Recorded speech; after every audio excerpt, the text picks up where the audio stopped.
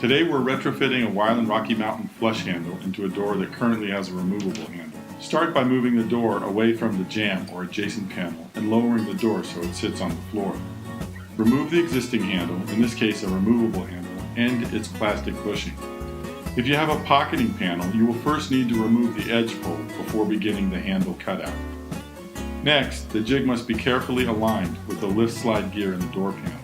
This is done using the alignment plate fitted into the jig opening and then inserting the alignment spindle through the plate and into the door's lift slide gear.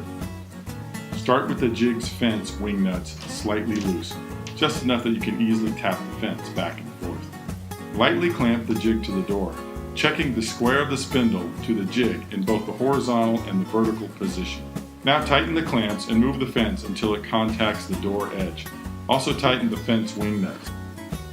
Center punch the inside corners of the cutout and then drill with a 3/8 drill bit until you hit metal. Use the cutout edge of the jig as a guide, holding the flat bottom of the blade in contact with the jig. Avoid it cutting at an angle. Flush cut into the interior wood cladding and then the PVC clip behind it. You will feel when the blade hits metal. There is no need to cut deeper. When you have cut all the way around the jig opening, remove the jig and pry one end of the cut with the pry bar or screwdriver to break out the wood and PVC plug. You may need to cut the PVC with the side cutter pliers. Clean away any sawdust or shavings. We need to create clearance for the hub on the back of the handle, which has a greater diameter than the through hole in the door.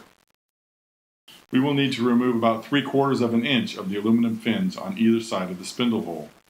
I use the side cutters to cut into the fins, basically just denting it, which allows it to break away cleanly. Insert the short spindle that came with the handle. Square end into the back of the handle, tapered end sticking out. Temp the handle in place to make sure the handle lays flat against the door surface. Remove any obstructions until it does lay flat. It's now time to screw the handle in place.